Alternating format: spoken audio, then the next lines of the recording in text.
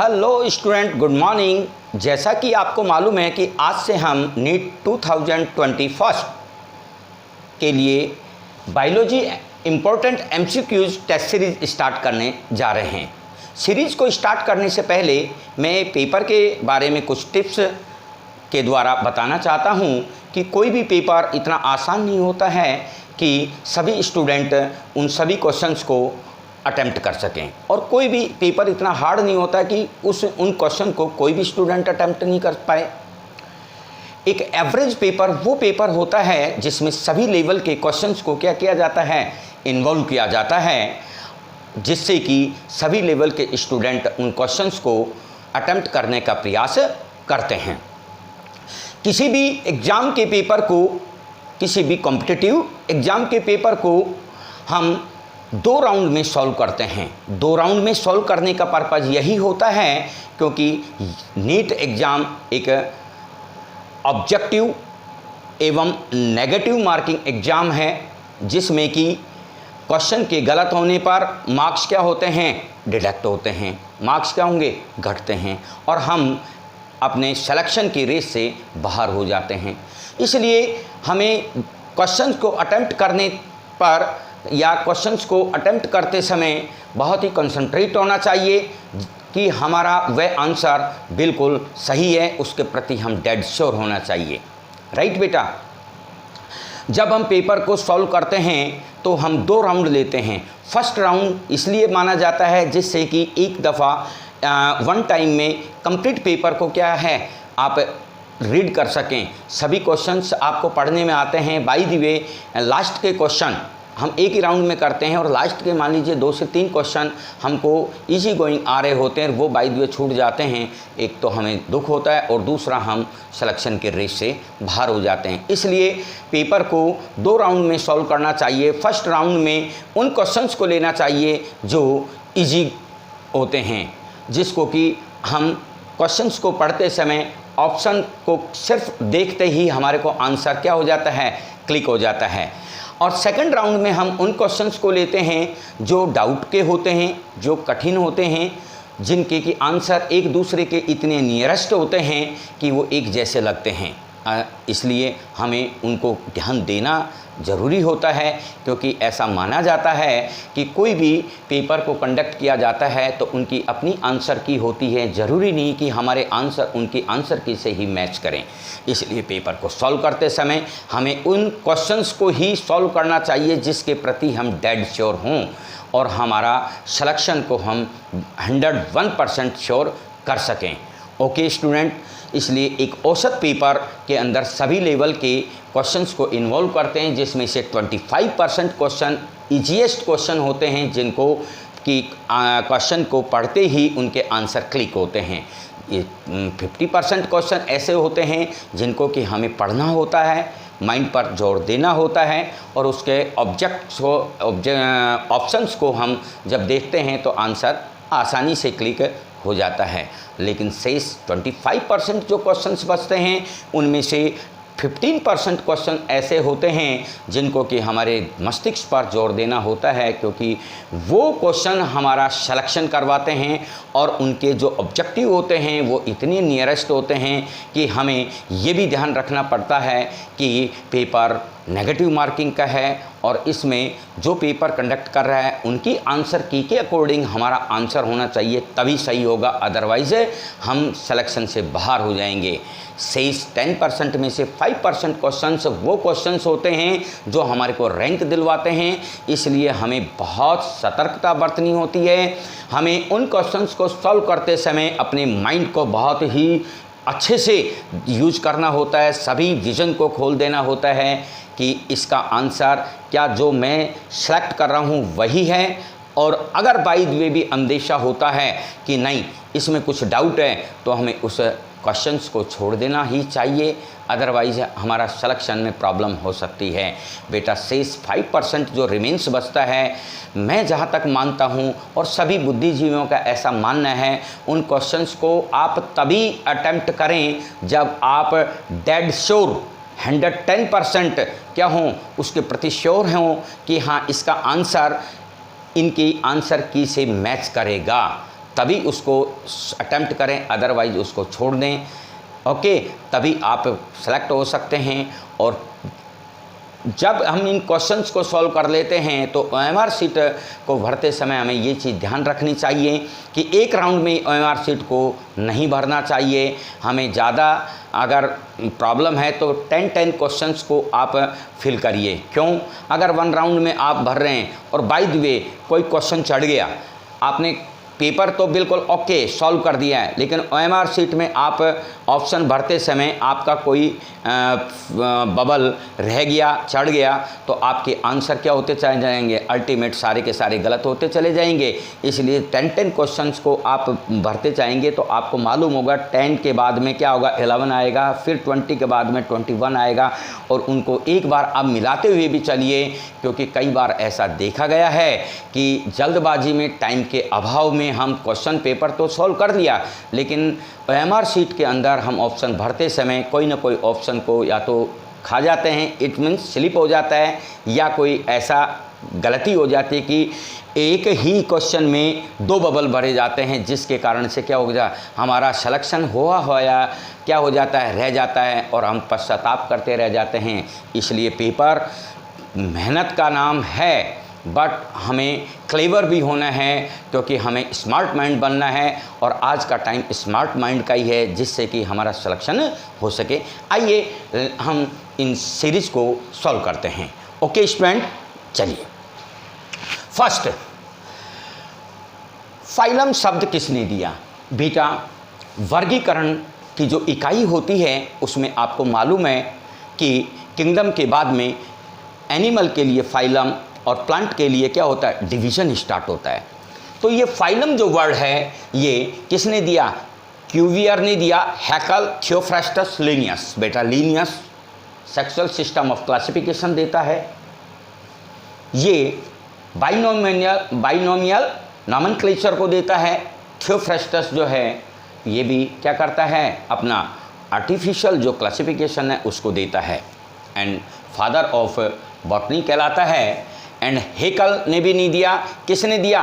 Cuvier नामक वैज्ञानिक ने, क्यूवियर ने इसे फाइलम शब्द दिया। नेक्स्ट, टैक्सोनॉमिक सीरीज का क्रम है। हम जानते हैं कि क्लासिफिकेशन की जो हायरार्की है उसमें 7 टैक्सोन होते हैं। सबसे छोटा जो टैक्सोन होता है वो जाति होता है। क्या होता है बेटा? जाति होता है। और सबसे बड़ा जो टैक्सोन होता है वो जगत होता है। जाति जो कि समान लक्षणों वाले जीव मिलकर जो टैक्सोन बनाते हैं जाति कहलाता है। और जाति से बड़ा वंश होता है जेनरा। और जेनरा से क्या होगा यहाँ पर, बोलिए? कुल। कुल के बाद में क्या होगा? गण। और गण के बाद में क्या होगा? वर्ग। और वर्ग के बाद में क्या होगा यहाँ पर? प्रभाग या विभाग होता है। 1 2 3 4 5 6 और 7। हमारी आवश्यकता के अनुसार हम इसको सब क्लासीफाई भी कर लेते हैं। इस प्रकार से हम टैक्सोनॉमिक जो सीरीज देखते हैं तो इसमें बेटा जब हम देखते हैं कि देखिए सबसे बड़ा क्या होगा? जगत। जगत इसमें नहीं दे रखा तो क्या दे रखा है यहाँ पर? वर्ग दे रखा है, प्रभाग दे रखा है। इसका मतलब क्या हो गया? प्रभाग। क्या हो गया इसमें? प्रभाग। प्रभाग के बाद क्या दे रखा है इसमें? वर्ग। वर्ग के बाद क्या आएगा? गण। तो यहाँ पर देखो प्रभाग, ये फर्स्ट में देखेंगे तो यहाँ पर कोई प्रभाग नहीं दे रखा है। यहाँ पर क्या दे रखा है? यहाँ पर संघ दे रखा है। ओके, वर्ग पहले दे रखा है, नहीं। प्रभाग, यहाँ पर भी प्रभाग है, वर्ग है, यहाँ पर कुल है, यहाँ पर गण है। तो कुल तो बहुत बाद का है। क्या है? बहुत बाद का है। तो क्या होगा? प्रभाग, वर्ग, यहाँ पर भी देखे संघ, गण। तो ये भी आउट हो गया क्योंकि गण पहले नहीं आएगा, पहले गण से पहले तो वर्ग आएगा। तो क्या हो गया? Division, class, order, family, tribe, genus and species. इसका मतलब क्या हो गया? इसका आंसर क्या है? सी। इसका आंसर क्या होगा बेटा? सी होगा। नेक्स्ट, निम्न में से कौन घोड़े का क्या नाम है? जूलॉजिकल नेम इक्वस कैबलस का गण है? पेरिस, क्या बोल दिया मैंने? पेरिसो डक्टाइल, कैबलस, केरस, इक्विडी। यस बेटा, यहाँ पर पेरिसो डक्टाइल ये क्या है? घोड़े का गण है।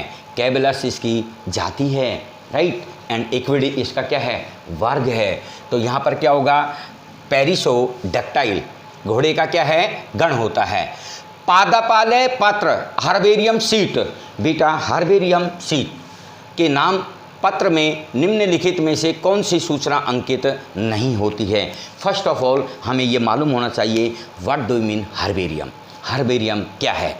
जिस प्रकार से लाइब्रेरी होती है, लाइब्रेरी के अंदर बहुत सारी लॉट ऑफ बुक्स, बहुत सारी जो बुक होती हैं उनको एक सीक्वेंस के अंदर क्या कर दिया जाता है, तरीके से व्यवस्थित करके रखा जाता है और आवश्यकता के अनुसार उनको क्या कहें, वन बाय वन हम आसानी से निकाल कर यूज कर सकते हैं। ऐसे ही हर्बेरियम भी एक ऐसा बड़ा कक्ष होता है जहाँ पर प्लांट्स के बहुत सारे जो स्पेसिमेन होते हैं उनको हर्बेरियम विभिन्न क्षेत्रों से एकत्रित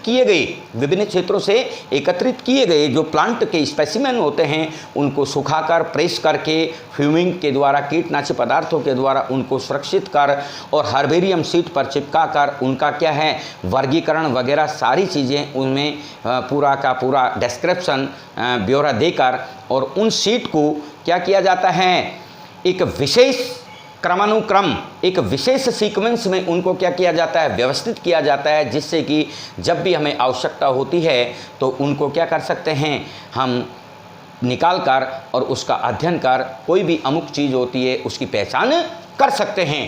ओके, हर्बेरियम कहलाता है। अतः हर्बेरियम में क्या है ऑप्शन यहाँ पर कि निम्नलिखित में से कौन सी सूचना अंकित नहीं होती है।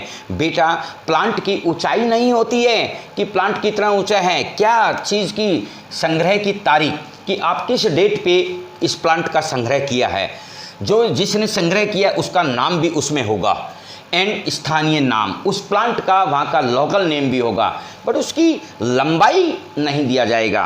क्यों? क्योंकि अगर प्लांट मान लीजिए कुछ लंबा है तो उसको क्या किया जाता है, तोड़ मोड़ कर चिपका दिया जाता है या उसकी कटिंग करके उसके पीसेज को क्या कर दिया जाता है, चिपका दिया जाता है। उसकी लंबाई से संबंधित उसमें कोई डिस्क्रिप्शन नहीं दिया जाता है। ओके बेटा, नेक्स्ट फोटो लिथोट्रॉप्स। फोटो का मतलब क्या होगा, सनलाइट जो फोटॉन्स हैं, और लिथोट्रॉप्स क्या तात्पर्य क्या होगा, जो चट्टान पर, जो भूमि पर क्या हैं उग रहे हैं प्लांट। तो फोटोलिथोट्रॉप्स के लिए क्या सत्य है कि ये विकिरणों से ऊर्जा बिल्कुल लेते हैं। सनलाइट से क्या लेंगे, ऊर्जा लेते हैं, फोटोन लेते हैं, वो क्या होती है, रेडिएंट एनर्जी होती है, और उसको क्या करते हैं ग्रीन प्लांट केमिकल एनर्जी में बदल देते हैं। ये विकिरणों से ऊर्जा तथा कार्बनिक यौगिकों से हाइड्रोजन प्राप्त करते हैं। नौ कार्बनिक यौगिक कहाँ आएंगे, ये विकिरणों से ऊर्जा लेते हैं और अकार्बनिक यौगिकों से क्या करते हैं, हाइड्रोजन प्राप्त करते हैं। कार्बनिक यौगिकों से ऊर्जा नहीं प्राप्त करेंगे क्योंकि फोटो लिथोट्रॉप्स जब शब्द दे दिया तो रेडिएंट एनर्जी से ही ये चीज़ होगी। ओके, डी अकार्बनिक यौगिकों से ऊर्जा प्राप्त करते हैं। तो इन चारों में से बी ऑप्शन आता है, ये विकिरणों से ऊर्जा तथा अकार्बनिक यौगिकों से हाइड्रोजन प्राप्त करते हैं। Next, neosystematics. What do mean neosystematics? Neosystematics शब्द किसने दिया? बेटा नियोसिस्टेमेटिक्स शब्द से पहले सिस्टमेटिक शब्द आया, और सिस्टमेटिक शब्द किसने दिया? कैरोलस लीनियस ने दिया। उसके बाद में नियोसिस्टेमेटिक शब्द किसने दिया? नियोसिस्टेमेटिक शब्द जूलियस हेक्सले ने दिया। कैंडोले ने टैक्सोनॉमी टर्म दिया और बेंथम एंड हुकर ने नेचुरल क्लासिफिकेशन दिया। ओके, नेचुरल क्लासिफिकेशन दिया। तो नियोसिस्टेमेटिक शब्द किसने दिया? जूलियस हेक्सले ने दिया। ओके, नेक्स्ट, वर्गीकरण के मुख्य रूप से कितने वर्ग का? अभी मैंने बताया कि टैक्सोनॉमिक जो क्लासिफिकेशन करते हैं उसमें वर्गीकरण की क्या हो, हायरार्की 7 टैक्सोन होते हैं। कितने टैक्सोन होते हैं बेटा? 7 टैक्सोन होते हैं। सबसे छोटा टैक्सोन जाति होता है और सबसे बड़ा होता है किंगडम होता है। तो यहाँ पर कितने हैं? 6, 7, 8 और अप्रोक्सीमेशन नहीं 7 टैक्सोन होते हैं। कितने टैक्सोन होते हैं बेटा? 7 टैक्सोन होते हैं। जंतु जगत के लिए, जंतुओं के लिए जो टैक्सोन है वो एडोल्फ मेयर ने दिया और पादपों के लिए H.J. लेन ने दिया। राइट बेटा। नेक्स्ट, जाति संकल्पना। जाति संकल्पना किसने प्रतिपादित की? फर्स्ट ऑफ ऑल जाति वर्गीकरण की सबसे छोटी इकाई जिसमें सामान्य लक्षणों वाले, कौन सा, वह टैक्सॉन जिसमें समान लक्षणों वाले जीवों को क्या किया जाता है, एक साथ रखा जाता है, जाति का निर्माण होता है। यह संकल्पना जोहन रे नामक वैज्ञानिक ने दी। किसने दी? जोहन रे नामक वैज्ञानिक ने दी। क्यों? टॉनफोर्ट जो संकल्पना है वो किसने दी? टॉनफोर्ट ने वंश संकल्पना दी, अर्थात जीनस कंसेप्ट किसने दिया? टॉनफोर्ट ने दिया। आइकलर के द्वारा क्या किया गया? फाइलोजेनेटिक क्लासिफिकेशन दिया गया। सबसे पहले एंगलर एंड प्रेंटल ने भी क्या दिया? फाइलोजेनेटिक क्लासिफिकेशन को ही दिया। द्विनाम पद्धति का सर्वप्रथम प्रयोग किसने किया? What do you mean binomial nomenclature? Binomial nomenclature का मतलब है कि किसी भी पादप अथवा किसी भी जीव का वैज्ञानिक नाम दो शब्दों से मिलकर बना होता है, जिसमें प्रथम जो शब्द होता है वो वंशीय नाम होता है और दूसरा शब्द होता है वो जातीय नाम होता है। दोनों नामों से मिलकर जो नाम बनाया जाता है वैज्ञानिक नाम, और जिस पद्धति के अंतर्गत किया जाता है वह द्विनाम पद्धति कहलाती है। अतः इसका सर्वप्रथम जो प्रयोग किया वो किसने किया? गॉस्पर्ड बाहिन नामक वैज्ञानिक ने दिया अपनी पिनॉक्स नामक पुस्तक में। ओके बेटा, किस में दिया? पिनॉक्स नामक पुस्तक में दिया। थियोफ्रेस्टस का वर्गीकरण पादप के किस गुण पर आधारित है? थियोफ्रेस्टस का जो वर्गीकरण है वह एक कृत्रिम वर्गीकरण है, क्योंकि कृत्रिम वर्गीकरण पादपों के एक या दो क्या हैं, बाह्य लक्षणों पर आधारित होता है। थियोफ्रेस्टस ने जो वर्गीकरण दिया वह पादप स्वभाव के आधार पर दिया, और उसने इन्हें चार भाग में बांटा। चार किस में बांट दिया? वर्ग में बांटा। पहला हर्ब शाकीय, दूसरा अंडर सर्ब उप छुपिए, थर्ड सर्ब, और फोर्थ क्या है? ट्री। शाक शब्द सब मैंने कहा है, यानी कि हर्ब वो प्लांट जो कि एक या बहुत कम द्विवर्षीय होते हैं और जिनके तने में क्या है? बिल्कुल काष्ठ नहीं पाया जाता है। ये बिल्कुल सॉफ्ट होते हैं और अपेक्षाकृत छोटे होते हैं।